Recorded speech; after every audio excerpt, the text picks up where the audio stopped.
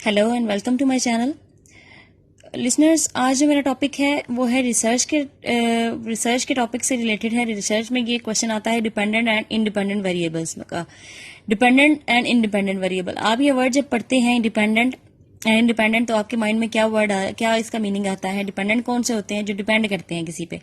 और इंडिपेंडेंट कौन से होते हैं? जो खुद मुख्तार होते हैं, जो अपनी जिंदगी में जो आजाद होते हैं, जो कुछ भी कर सकते हैं। तो डिपेंडेंट, हम एग्जांपल अगर मैं आपको दूंगी तो डिपेंडेंट के तौर पे आपको एग्जांपल दूंगी, वो मैं स्टूडेंट्स की दूंगी कि स्टूडेंट होते हैं वो डिपेंडेंट होते हैं और जो टीचर्स होते हैं वो इंडिपेंडेंट होते हैं। इसका वो टीचर्स कैसे इंडिपेंडेंट होते हैं कि टीचर्स के पास टीचर आपको कुछ भी लेक्चर दे सकते हैं, कुछ भी पढ़ा सकते हैं, उनके वो फ्री होते हैं। इसमें उनको फ्री हैंड होता है कि वो कुछ भी पढ़ाएं, किसी बात पे भी लेक्चर दें, किसी टाइप का भी एजुकेशन से रिलेटेड या कोई भी सोशल या किसी टाइप का भी आपको वो लेक्चर्स दे सकते हैं, पढ़ा सकते हैं। तो टीचर्स इंडिपेंडेंट होते हैं अपने उस काम में। जबकि स्टूडेंट्स जो होते हैं वो खुद से नहीं पढ़ सकते, वो खुद से नहीं कर सकते, उनको हर काम के लिए डिपेंड करना पड़ता है टीचर्स पे। वो हर बात के लिए टीचर्स से कंसल्ट करते हैं, तो वो टीचर्स पे डिपेंडेंट होते हैं। ये है डिपेंडेंट एंड इंडिपेंडेंट वेरिएबल्स। इसकी इजी सी एग्जांपल है। होपफुली आपको ये समझ आ गया होगा। Thank you. नेक्स्ट जो मेरा टॉपिक है ये भी रिसर्च का टॉपिक है, स्ट्रैटिफाइड सैम्पलिंग। स्ट्रैटिफाइड सैम्पलिंग क्या होता है? इसमें सबसे पहले हम वर्ड देखेंगे स्ट्रैटा। स्ट्रैटा क्या वर्ड होता है? इसका मतलब होता है ग्रुप। कोई भी आप ग्रुप ले लें।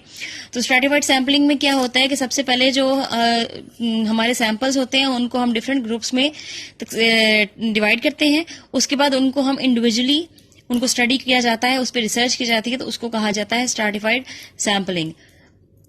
आप स्ट्रैटा क्या होता है? ग्रुप।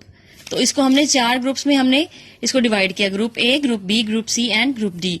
अब हमने इसको इंडिविजुअली इनका हमने सैंपल लेने हैं, इन पे रिसर्च करनी है। पहले ग्रुप ए की, फिर ग्रुप बी की, फिर सी और फिर डी। इनकी इंडिविजुअली हमने रिसर्च करनी है, इन पे इनके हमने सैंपल्स वगैरह लेने हैं। उसके बाद हम इसके बारे में कोई भी हाइपोथेसिस जो है वो हम डिराइव करेंगे। तो इस सारे को कहा जाता है stratified sampling. Hope you understand. Thank you. Hello students, next जो मेरा टॉपिक है वो है प्लेजरिज्म। ये भी रिसर्च का एक टॉपिक है। इसका मतलब ये होता है कि समवन एल्सेस आइडियाज, किसी भी दूसरे बंदे के जो आइडियाज हैं, उसका जो काम है, उसकी जो राइटिंग्स है, आर्टिकल्स हैं, या उसका किसी किस्म का भी जो भी मटेरियल है, कोई भी उसका काम है, कोई थीसिस लिखा हुआ है, कुछ भी उसने लिखा हुआ है, कोई सेइंग है, उसको आप उसको बताए बगैर अपने नाम से मंसूब कर लें, या उसको बताए बगैर, उसके इल्म में लाए बगैर उस चीज को आप यूज करें, अपने नाम से यूज करें, अपना नाम उसको दे लें। वो ये सारी डेफिनेशन जो होती है वो इस प्लेजरिज्म के अंडर आती है।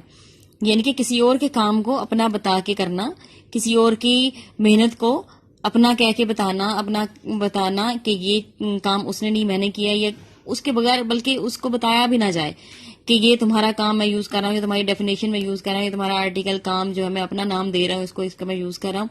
उसको बताए बगैर, जो रियल राइटर होता है, जो एक्चुअल राइटर होता है, उसको बताए बगैर, उसको इल्म में लाए के बगैर आप जब उसकी राइटिंग्स को, उसके काम को इस्तेमाल करते हो, तो उसको कहा जाता है, ये सारी चीज जो होती है ये प्लेजरिज्म के अंडर आती है। Hope you understand this topic. Thank you. Don't forget to subscribe my channel and click the bell icon. Thank you.